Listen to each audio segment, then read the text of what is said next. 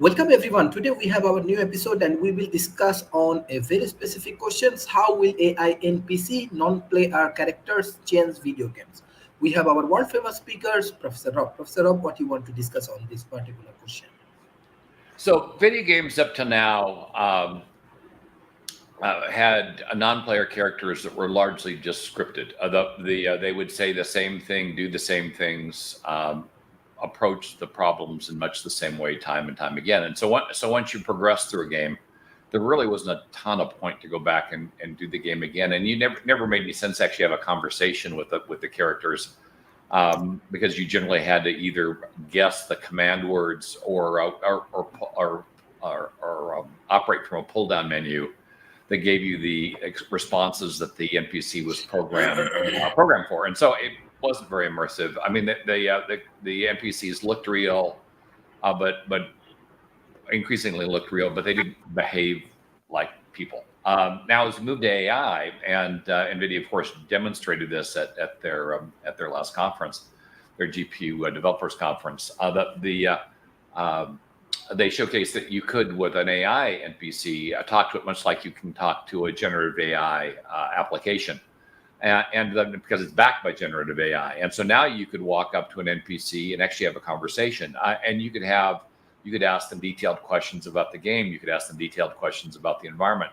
And it responds to you with natural language. And so you can have a conversation. And this means a significant increase in terms of realism. More important, the NPC becomes potentially untethered.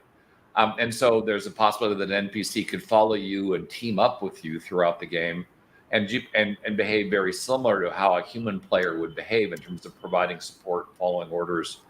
Imagine a military game, for instance, where your entire platoon, except for yourself, were NPCs, and you were the staff sergeant or the lieutenant, and you were able to command the platoon to do what you wanted, and they would carry out the actions intelligently.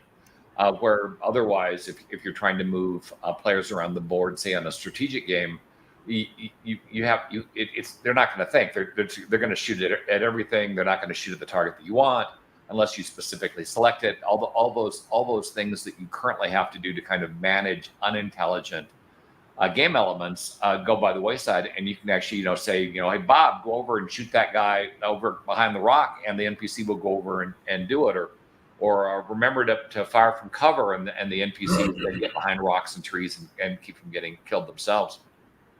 So it makes for a much higher degree of realism. And as you look at puzzle games, a lot of us struggle with puzzle games. We reach a point where we can't figure out the puzzle, and then we just toss the game away, maybe never to return to it.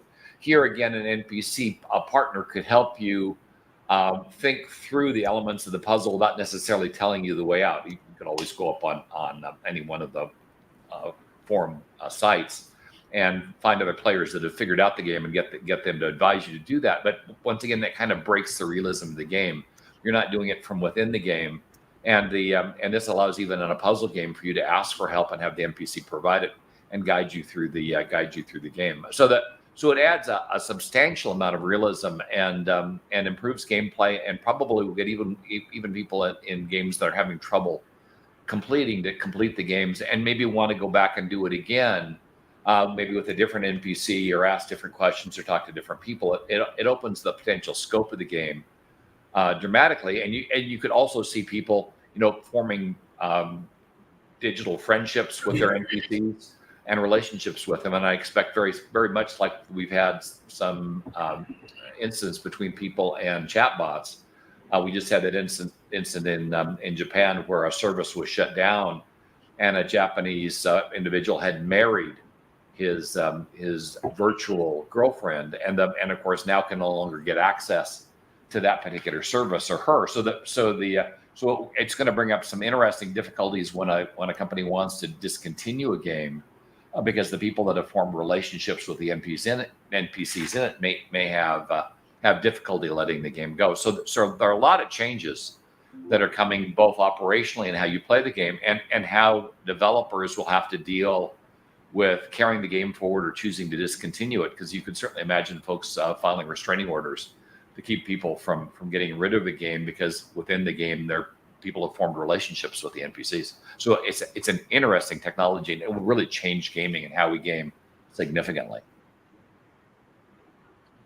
My next question: what impact will AI-driven NPC have on game narratives and play Well, choices? it'll make the game narratives much more flexible. Certainly open the potential for there to be dynamic outcomes to a game. Games are typically scripted, and so you keep pounding on it until you reach the outcome that you want. But with an AI game with NPCs, you could have a whole bunch of endings. You could have the game actually develop dynamic endings based on your behavior. And so win, lose, or draw, you could end up rather than killing the big bad or the Uber boss, you could end up maybe in a side part of the game farming or creating a city and then defending that city for long periods of time and building a commerce relationship in the game environment that other people would interact. By putting AI into the game, you not only enable these characters to be more human-like, you enable the game itself to better react to the player and provide an outcome that better engages that player over time. I think it's going to certainly drive folks to more towards the subscription method of game playing, because that will tend to support the environment indefinitely, as opposed to buying the game and playing it that way. And the end result is we could have concepts like World of Warcraft is and was that continuously evolve, that continuously expand to keep the players engaged and participating. So it's really going to change gaming as we do it forever. There was a second part of that question, and you've taken it down. I don't remember what it was. Thank you. My next questions on player choices. Yeah, so this was the part that I missed. So clearly, it's in terms of picking your character, picking your initial loadout, and picking your path to evolve. These are things that could become much more interesting as you go through. You can imagine an NPC being assigned to a new player as kind of a digital assistant as they play the game that provides advice on how it is they play, and the game learning and the game company learning how the player likes to play, and then is more able to pre-select or help the player select the initial characters, the initial alignment, good, bad, or neutral, and the initial loadout based on how the player likes to play. So, for instance, I like to go in and have a lot of AOEs and blow stuff up at mass. I guess it speaks to how I like to spend my life. And so for me, a loadout would be heavy AOEs, and I'd be kind of a glass cannon, very dependent on support characters to keep me alive as I playfully went through and destroyed things. But for somebody else that might want to be a support character, it would give them a completely different loadout of either shields or healing spells or whatever to better deal with the environment and the player makeup. And so it would have a very dynamic effect on how you entered the game, developed within the game, finding a path that you found most pleasant. A lot of the problems with existing games is people develop a character, they spend hour upon hour of taking that character up levels until they max the character out, only to find they really don't like playing the character. So it's all that time wasted when they could be exploring the game and doing other things. They're building a character that they now have to go back and build over again because they did it wrong. With these NPC elements, there's a better chance that the player would do it right the first time and be able to develop a character that they want to play long term and really explore all the game elements as opposed to following a linear path through the game. And as I mentioned before, with the AIs, those game elements could change over time and evolve, resulting in a much greater number of choices going forward and keeping the game relevant and interesting, for decades, as opposed to the years that typically takes a game to age out. Thank you. How might AI NPC influence the development and design process of video games? Well, it's going to change it entirely. That we go from a very static game development environment where almost all the elements are pre-selected and only updated through updates and game refreshes over time, and new releases of the game over time, and go to something that's a much more dynamic, always evolving environment where the game is constantly changing. You're not waiting for major releases, though there probably will be for a time major releases as expansion packs come out, and as the developers go down and make significant changes to gameplay and rebalance the game. But the concept of a static game goes away. The games become dynamic. It becomes much more like a real world where the various players and various NPCs are having real time and long lasting impacts on the environment, on the game. I mean, with destructible landscapes, rather than having fixed elements, you would have a situation where the players could go in and you'd say destroy an element of the game, which may not recover. It might be replaced by something completely different as the game evolves, and where certain treasures or weapons or skills also evolve and change over time. So the skills that the initial players get might provide them with a near consistent boon going forward because they're unique, and newer players can't get those skills, and the skills that those newer players get might evolve and change as well. Later players can't get them either, and providing incentives to get in a game early so you get the unnerfed skills that would be available during the early phases of the game, but may not be available later on, and give you advantages that you can carry throughout the gameplay. And so the very nature of the game itself changes and becomes a much more dynamic and evolving environment, as opposed to something that just gets stepped up every once in a while. Thank you. My next questions: what potential challenges or ethical considerations arise from the use of AI NPC video games? Well, people are going to form relationships with these things, and with generative AI, the NPCs learn from the players. And as we've seen with chatbots in the past, bad actors can corrupt that learning process. And so you could have NPCs that speak inappropriately, not because they were programmed to do that, but because they learned to do that from players.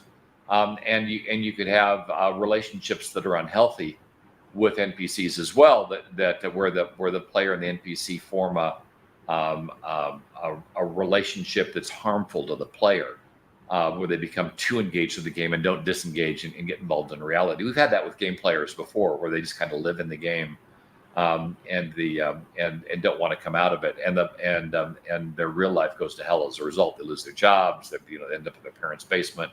And